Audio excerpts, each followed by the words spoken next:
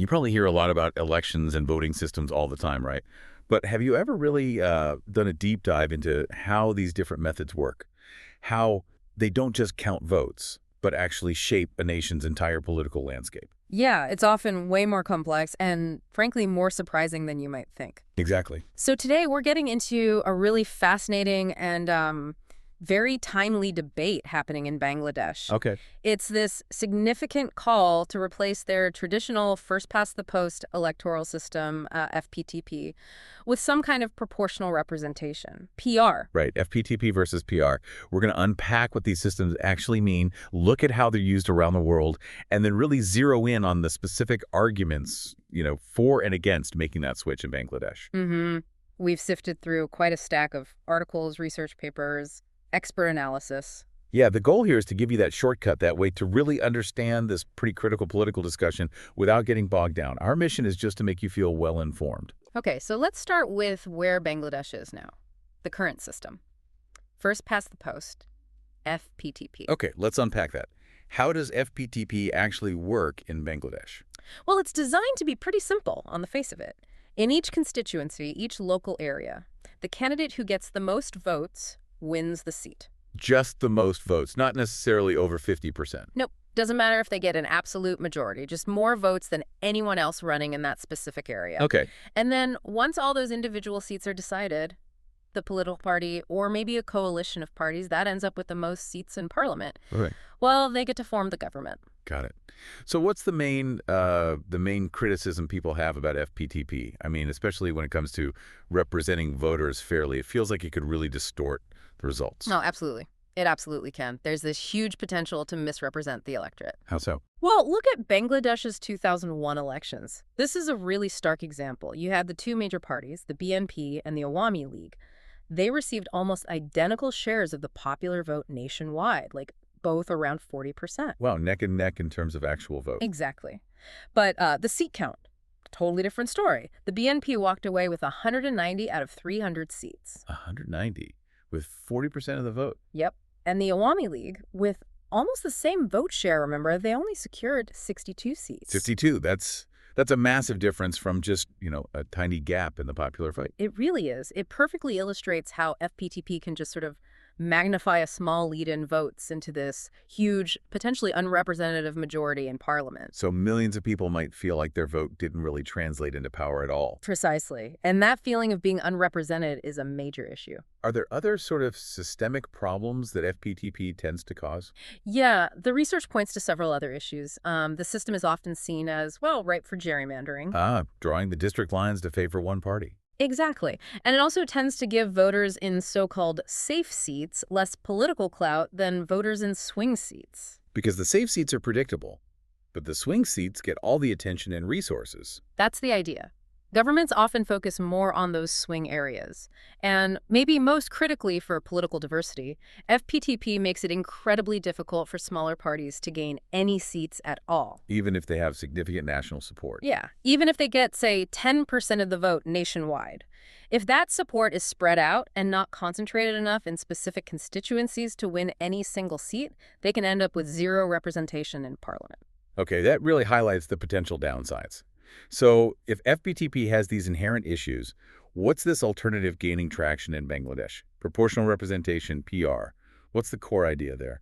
Well, the core concept of proportional representation is actually quite elegant. It aims to make sure that the number of seats a party wins in the legislature is roughly proportional to the percentage of votes it gets across the whole country. So simple math, basically. If you get 50% of the votes, you should get approximately 50% of the seats. The goal is a legislature that much more accurately mirrors the popular will. That definitely sounds fairer, at least on paper. Is this a common system, or is Bangladesh looking at something kind of unusual? Oh, it's far from unusual. While the debate is specific to Bangladesh right now, globally, 93 nations use some form of proportional representation. 93? Really? Yeah, that actually makes it the most widely used electoral system for national legislatures around the world. Wow, okay. Oh. That puts it in perspective. It's not some fringe idea. But I've heard PR isn't just one single thing. There are different types, right? That's correct. There are several variations. We can break them down into roughly three basic kinds. Okay, let's start with the most common one. Right, that would be the party list system. Yeah. This is the most prevalent type by far. Something like over 80% of PR systems globally use it. 80%. Okay. Where do we see this mostly? It's common in countries that democratized more recently, like South Africa, but also in many established European democracies. The basic mechanism is voters typically choose a party, not necessarily an individual candidate. They vote for the party label. Exactly. And then seats are distributed to the parties based on the percentage of the national vote each party receives.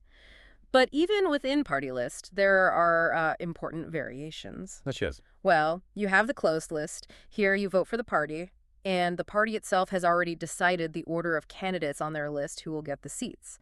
Voters can't influence which individuals from that party get elected. So the party leadership has a lot of control there. A huge amount, yes. Then there's the open list system. This gives voters more say. How does that work?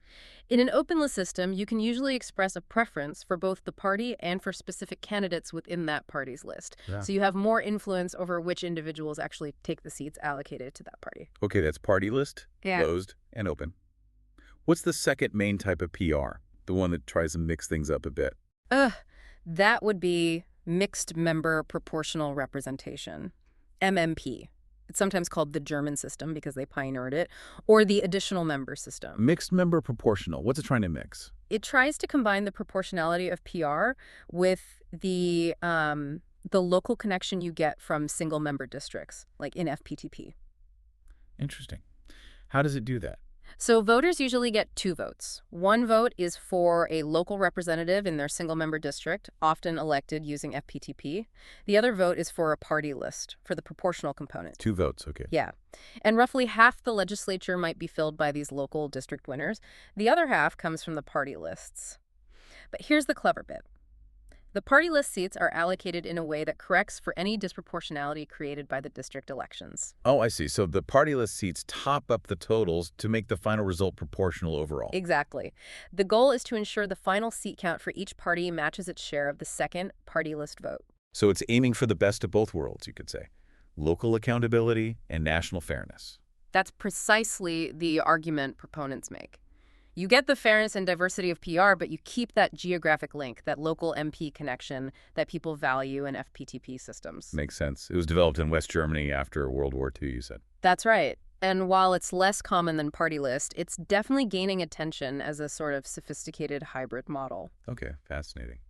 And the third main type, single transferable vote, or STV. This one always sounds the most complex. It can seem that way, but the idea is actually quite intuitive once you grasp it. In the US, they often call it choice voting, and in Australia, it's known as the Hare-Clark system. It uses a vote transfer procedure. Vote transfer, how does that work? Okay, imagine an election where you don't just pick one candidate, but you rank them. You put a 1 by your favorite, 2 by your second choice, 3 by your third, and so on. Ranked choice voting, essentially. Right. Now, to get elected, candidates need to reach a certain threshold of votes, called a quota. If your first-choice candidate gets way more votes than they need to win, your surplus's vote isn't wasted. It transfers to your second choice, but at a reduced value. Okay, so surplus votes move down the ranking. Yeah. And, conversely, if your first-choice candidate has no hope of winning and is eliminated, your vote transfers at full value this time to your next preferred candidate who's still in the running. Ah, so votes from eliminated candidates also transfer. Exactly. This process of transferring surplus votes and votes from eliminated candidates continues until enough candidates reach the quota to fill all the available seats. It sounds like a way to minimize wasted votes. That's a key benefit. It ensures most voters end up helping to elect someone they ranked, even if it wasn't their top choice. It leads to a very proportional outcome, often in multi-member districts, and gives voters nuanced control. Right, like that school committee analogy you mentioned earlier, votes shuffling around until representation is achieved. Precisely. It ensures almost everyone feels their vote contributed meaningfully. Okay, so those are the main PR systems. Now, thinking specifically about Bangladesh, what are the main benefits proponents are arguing for if they were to switch from FPTP to one of these PR systems? Well, the number one argument, echoed in a lot of the analysis, is simply fairer representation. It's about closing that gap we saw in the 2001 example. Making the seats match the votes. Exactly. With PR, if Party A gets, say, 30% of the national vote for 300 seats, they should get roughly 90 seats, not potentially far more or far less. And this helps smaller parties, too. Significantly, even parties with relatively minimal support, maybe just a few percent nationally, could gain representation. This means, theoretically, almost every voter could point to someone in parliament representing their viewpoint. Okay, fair representation is key. What about electoral malpractice? Things like vote rigging, violence. That's often a concern. That's another major argument proponents make. They argue PR could dramatically reduce a lot of the really negative stuff we sometimes see. Bribery, violence near polling stations, ballot box snatching, ballot stuffing, the use of strong-arm tactics and money to win. How would PR achieve that? The thinking is, because candidates often aren't tied to winning a single specific hyper-competitive constituency in that same winner-take-all fashion, especially in list systems, well, the intense pressure for individuals to resort to malpractice just to win that one seat at any cost would be significantly lower. The focus shifts more to the national party performance. Interesting. So it diffuses the pressure points. That's the hope. It could lead to a cleaner electoral process overall. What about the practical side, the logistics? Any benefits there? Some proponents suggest it could simplify things, particularly for candidates. It might reduce the burden of constantly maintaining ties with hundreds of specific constituents across 300 different areas. And nomination processes could potentially be streamlined, maybe handled centrally in DACA, perhaps even online, rather than complex local submissions everywhere. Okay. And inclusivity. How might PR help groups that are often underrepresented, like women or ethnic minorities? PR systems, especially party list ones, offer direct mechanisms for this. For example, a country could mandate that parties include a certain percentage of women on their candidate lists. Like quotas on the list itself. Right. You could ensure, say, 60 women MPs out of 300 without needing separate reserved seats or special elections for them. They get elected as part of the normal process. And for minority groups? It makes it much easier for minority groups to gain representation, too. Under FPTP, if they're geographically dispersed, they might never win a seat. Under PR, if a party representing their interests gets enough national votes, say 5%, they get 5% of the seats. It opens a path often blocked by major parties not nominating minority candidates in winnable FPTP seats. That sounds like a powerful tool for inclusion. And one more point often raises about preventing minority rule. Right. How does PR help there? Yeah, this is crucial. Under the current FPTP system in Bangladesh, it's theoretically possible for a party to win a majority of seats and thus form the government with as little as maybe 25% or 30% of the total national votes if their support is efficiently distributed across constituencies. So governing without the support of most voters. Exactly. PR would essentially prevent this scenario. To get a majority of seats, you generally need something close to a majority of the popular vote, ensuring the government better reflects the overall electorate. Okay, those are some pretty compelling arguments in favor of PR. But of course, no system is perfect. What are the major challenges, the criticisms, the potential downsides if Bangladesh were to adopt PR? Well, the first big one is the constitutional hurdle. Implementing PR isn't just a policy tweak. It would require amending Bangladesh's constitution. Which is never easy. Definitely not. It's a significant political and legal challenge, especially, without a fully functioning parliament or broad consensus among at least the main political parties. That's a major roadblock right there. Assuming they could clear that hurdle, what are the other concerns? There's often talk about PR leading to power being too centralized, right? Yes. That's a critical point, especially concerning the type of PR system adopted. Critics warn that if Bangladesh goes for what some call an immature PR model, particularly a closed list system where party leaders, not voters, essentially pick who gets the seats. The party bosses decide everything. Right. That could lead to party despotism or leader despotism. Accountability shifts away from local constituencies entirely and towards the party leadership. And the risk there is? Well, critics worry it could allow parties to appoint people based on loyalty or financial contributions rather than merit, potentially including, financially dishonest individuals or even those with links to extremist groups without any real check from voters. That's a serious concern. Yeah. What about the actual voting process? The ballot paper itself? That's a huge practical challenge for a country like Bangladesh. You have 300 parliamentary seats, over 120 million voters. If you implement a PR system where individual candidate names are listed nationally, perhaps an open list system. The ballot paper would be enormous. Exactly. It could become like a booklet. Yeah. Think about the printing, the distribution, the voter confusion. It's logistically very difficult, and it raises questions about PR literacy. How easily could voters navigate such a complex ballot? Could they even fit all the candidates? It might even force a drastic reduction in the number of seats in parliament, maybe almost halving it, just to make the ballot manageable. That's a major structural change. Wow. Okay, logistics are tough. What about government stability? That's probably the most common global criticism of PR, isn't it? Coalitions and instability. It absolutely is. PR systems frequently lead to coalition governments because it's harder for a single party to win an outright majority of seats. And coalitions can be unstable. They can be, yes. They can be prone to infighting, making it difficult for governments to agree on and pass major legislation. Decision-making can become slow and compromised. Are there examples of this causing problems? Sure, some analyses point to Brazil, where PR has been linked to cycles of coalition formation and collapse, arguably weakening democratic governance over time. And closer to Bangladesh, look at Nepal.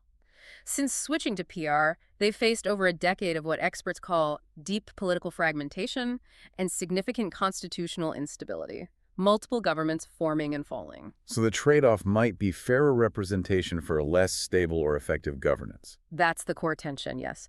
Another related criticism is the potential loss of local representation. Because MPs are more loyal to the party than their local area. In many PR systems, particularly list systems, that's the tendency. Elected members are primarily accountable to their party, which put them on the list, rather than to a specific geographic constituency they need to win over directly. That local link, which is a strength of FPTP for many, can be weakened. And some analysts just question if the overall environment in Bangladesh is right for such a big change now. Yeah, there are questions about whether Bangladesh, given its current, economic pressures, political polarization, social issues, and perhaps a perceived lack of widespread fundamental political literacy about how these systems work, is really the ideal place to experiment with such a fundamental shift right now. Is the soil fertile for it to succeed? And then there are the politics behind the call for PR. It's not just an academic debate, is it? There are motivations and controversies. Absolutely not. It's deeply political. For instance, some observers interpret this renewed push for PR, especially coming from intellectuals aligned with the Awami League, as a strategic move. A move to do what? Potentially to, quote, rehabilitate the party politically. Especially after recent periods of significant public opposition or calls for its ban, PR could be seen as a way to guarantee the party a certain baseline of seats and influence, regardless of local constituency results, effectively a pathway back or a way to consolidate power differently. So a tactical maneuver by one side. That's one interpretation you hear. But then there's a counter-argument, too. Which is? Some argue that PR could actually, paradoxically, facilitate the return of ousted dictators or authoritarian-leaning parties. How so? Because PR makes it easier for parties with maybe limited but dedicated support that wouldn't be enough to win FPTP seats to gain a significant block of seats in parliament. A party maybe only popular in certain segments could still get 10–15% of the seats under PR. That's a really striking counterpoint. What about the smaller parties, the fringe groups? Where do they stand? Generally, the smaller parties are supportive of PR. You see groups like Jamaat-e-Islami, the Communist Party of Bangladesh, various other leftist and Islamist groups. They tend to back PR. Why? Because it gives them a better shot at getting any seats. Exactly. They hope to cross a minimum threshold. Often PR systems have a threshold like 3% or 5% of the national vote to get any seats. That's a bar they often struggle to clear consistently under FPTP, where you need concentrated local support. But does that raise other concerns? It does. The potential downside is that making it easier for fringe parties to get seats could lead to the rise of more extreme or, say, religion-based political platforms gaining a foothold in parliament. Some point to the example of the UK Independence Party, UKIP, in the UK's European Parliament elections, which used PR, allowing a far-right populist party to gain significant representation it couldn't achieve in UK domestic FPTP elections. So opening the door to fairer representation might also open the door to more extremist voices in Parliament. It's complicated. Very complicated. There are no easy answers. Okay, so we've got FPTP with its flaws and PR with its own set of benefits and serious challenges. Are there other options, systems that try to find a middle ground, perhaps? Yes, absolutely. The world of electoral systems is quite diverse. We've already touched on mixed member proportional, MMP, which is a key hybrid, but there are others too. Like what? Well, some countries use what's called parallel voting. It looks a bit like MMP because some MPs are elected in single member districts like FPTP, and others are elected by PR from lists. Okay, how is that different from MMP then? The key difference is that in parallel voting, the two sets of results are separate. The PR list seats don't compensate for disproportionality in the district seats. They just run in parallel. So it's less proportional overall than MMP, but still brings in some PR element. So a mixed system, but not necessarily mixed proportional. Right. And then there's instant runoff voting, IRV, which you sometimes hear called ranked choice voting. We touched on ranking earlier with STV. How does standard IRB work? IRV is typically used for electing a single winner, like a president or a mayor or an MP in a single-member district. Like STV, voters rank candidates. If no one gets over 50% of the first preference votes. The candidate with the fewest votes is eliminated? Exactly. And their votes are redistributed to those voters' second choices. This continues, round by round, eliminating the lowest candidate and redistributing their votes until one candidate has a majority of the remaining votes. What are the supposed benefits of doing it that way? Well, proponents say it's less complex mathematically than some of the PR formulas, which can be an advantage. It encourages candidates to seek broader support, not just from their base, because they need those second and third preference votes. So it might reduce negative campaigning? Potentially, yes. You don't want to alienate voters who might rank you second. It also lets voters support their true favorite, even if they're a long shot, without feeling their vote is wasted because it can transfer, and it ensures the winner has a majority mandate, at least among the final contenders. And you mentioned STV, single transferable vote, is related. Yes, STV is essentially the proportional multi-winner version of IRV. It uses that same ranking and vote transfer mechanism, but applies it to elect a team of representatives from a multi-member district, ensuring the different rankings translate into a proportional share of seats for different viewpoints. So many options. Yeah. What does this all boil down to for Bangladesh? Is there a clear right answer in the expert literature? Honestly, no. The consensus among electoral system experts is pretty clear. There is no single best system that works perfectly everywhere. It depends on the context. Heavily. The ideal system really depends on a country's specific characteristics. Its size, population, political history, culture, whether it's federal or unitary, the depths of social cleavages, all these things matter. So for a place like Bangladesh, with its own unique, complex political landscape and history, Any proposed reform, whether it's towards PR, MMP, IRV, or something else, needs to be considered very, very carefully in that specific context. What works in Germany or South Africa might not work the same way or have the same effects in Bangladesh. right? So as you can clearly hear, this whole debate around proportional representation versus the current system in Bangladesh is, well, it's far from simple, isn't it? Not at all. It's this really complex weave of, theoretical ideals about fairness, butting up against very real, practical challenges, and all tangled up in deeply entrenched political realities and interests. And understanding these different electoral systems, how they actually function, helps you see beyond just the election night headlines. It helps appreciate how the fundamental rules of the political game can profoundly shape a nation's democracy, its stability, and ultimately who gets to have a voice. Absolutely. The how of counting votes is just as important as the who people vote for. So let's leave you with a final thought to mull over. Given all the criticisms we've heard about both the current FPTP system in Bangladesh and the potential pitfalls of adopting perhaps an immature or unsuitable PR system, what kind of deeper changes might be needed first? Yeah, what sort of political culture shifts or foundational reforms, things like genuinely independent and empowered local governments, or maybe even considering a second parliamentary chamber, a bicameral system, might actually be necessary before just changing the electoral system can achieve the positive impacts everyone hopes for. Is tweaking the voting rules enough, or does the whole political structure need attention first? Something to think about.